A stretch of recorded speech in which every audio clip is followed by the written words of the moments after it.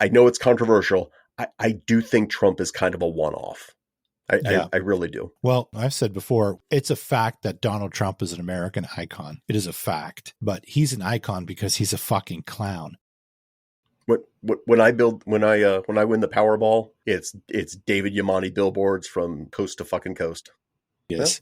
Well, I guess my course is clear. I got to go buy a Powerball ticket. Yeah, you got to play to win, John.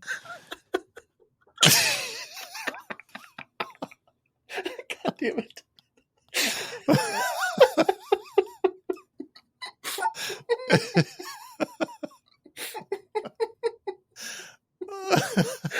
Oh shit.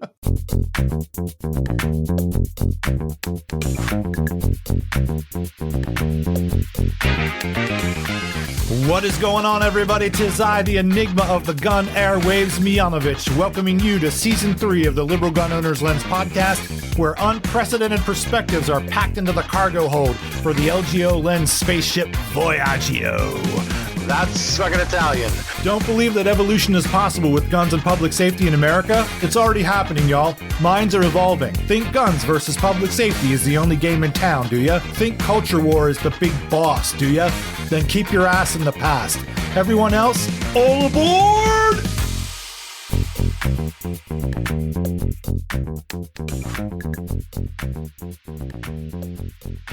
I think one more thing before we go today is we talked a little bit before about the upcoming election here. We have is it the most important election of our lifetime? In my lifetime, it might be the last one.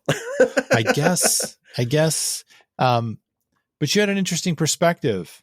To me, you have a very sober viewpoint of what's about to happen. It's, as a person left of center, you definitely don't have a feeling like the Proud Boys are waiting behind every blade of grass and the fash wave is about to break and destroy the progress of America, and we need to be paranoid and so on and so forth. Of course, we need to be concerned about these things. But you certainly do not have that perspective. Like, what is your feeling on the election that's about to happen between Kamala Harris and Donald Trump? So I would say that in general, I'm cautiously optimistic. I am one of those people that believes that things are headed generally in the right direction. I think if you look over the last 100, 200 years, our society does tend toward more freedom for more people. And I don't think that Donald Trump or the Republicans, I don't think they have the ability to take that from us unless we let them.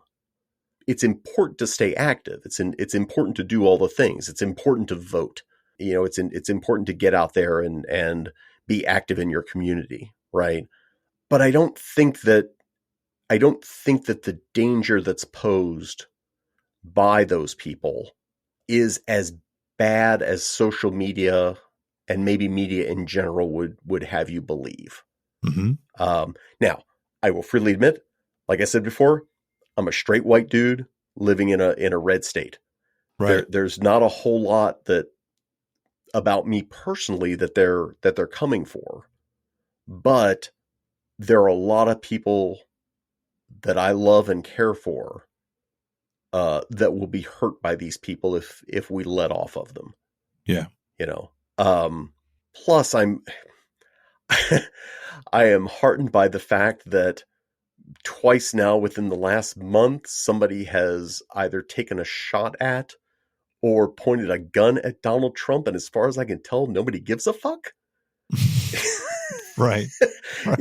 It's, I think he's pretty washed.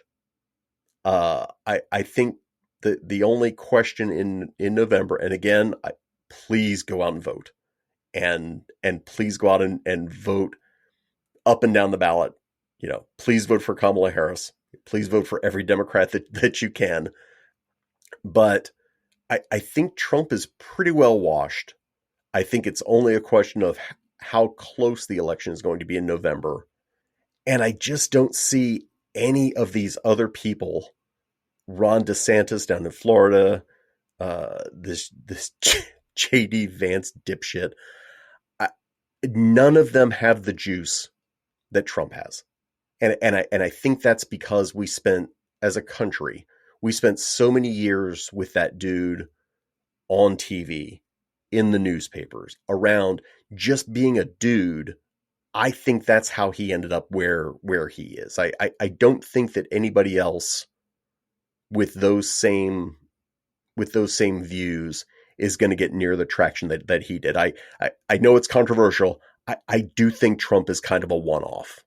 I really do. Well, I've said before, it's a fact that Donald Trump is an American icon. It is a fact, but he's an icon because he's a fucking clown. Yeah. And people need to remember that prior to him being elected, he was an American icon already. Right. And he was an icon because he was a fucking caricature of a fucking legitimate human. Like he was a caricature of a legitimate human. He wasn't an actual legitimate human. He's a fucking clown. For being such an incredible businessman, he somehow found a way to lose money owning a fucking casino. So you're right. He's got sway and mojo. You know, the rest of the Republican Party wouldn't be backing him if there was no truth to this, and they're using him because it's their best shot. Yeah. But he is a fucking clown, and I think that is reflected in him losing the popular vote twice, losing to the electorate scheme once. Yeah. And I doubt, well, first and foremost, there's no way he wins the popular vote. No. Or he hasn't done it yet, but he won't win the popular vote. No, there would have to be, there would have to be so many people that didn't vote for him last time, but something has changed between then and now that make them go, oh, he's my guy. And what would that be? What is that person? I don't think they exist. It's 4 to 9 points, 4 million to 9 million votes is how much he'll lose the popular vote by, between 4 and 9 for sure. And then we have to see how it balances out in the electorate. Right. But I guess I wouldn't fully be shocked if he wins. Stranger things have happened. I do think if he wins or he doesn't win, there's going to be a dust up by the lunatics and the tinfoil hat people. If he doesn't win, if he does win, I think we're going to see a dust up by, well, we've already seen it before he's even been elected. If he does win, I doubt that the assassination attempts are going to end. No. I think you've got enough unhinged people across the spectrum and definitely on the left that are going to take a shot at him again. Yeah.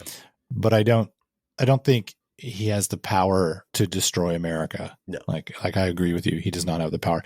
And by the end of the 4 years, either in November or by the end of the next term, Donald Trump and MAGA is over.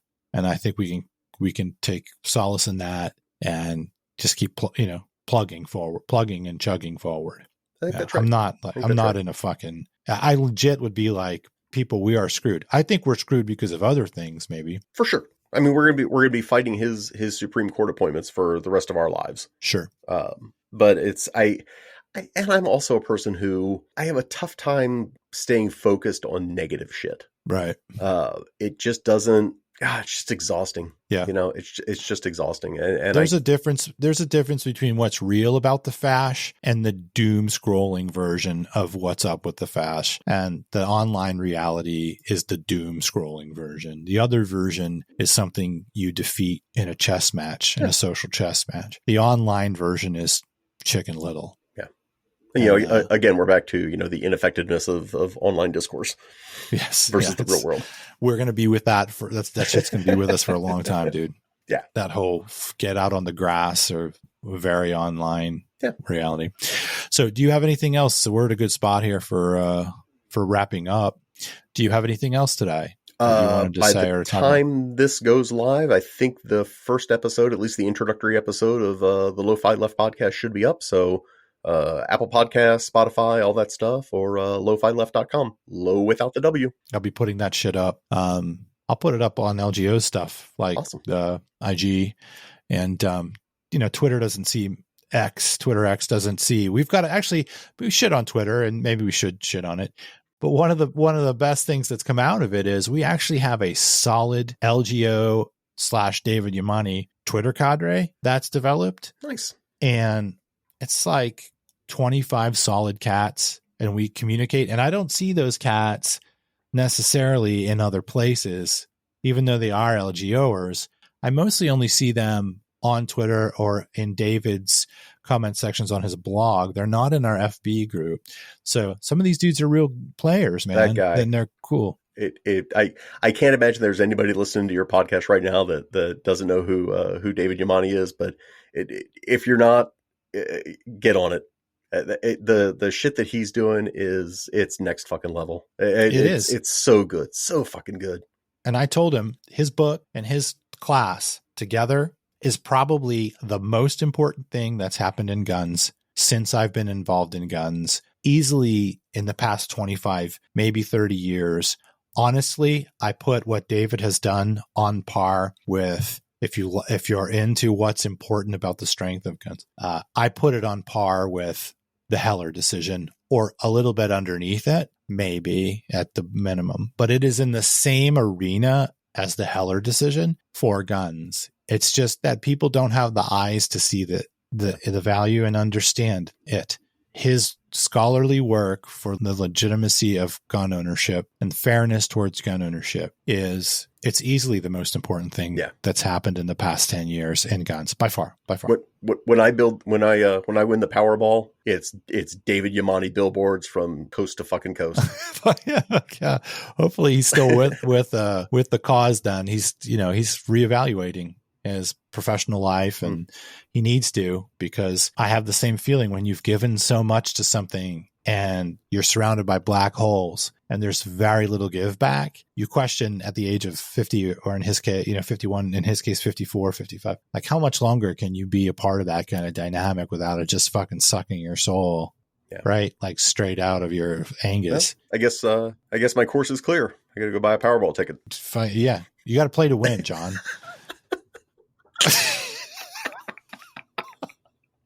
God damn it.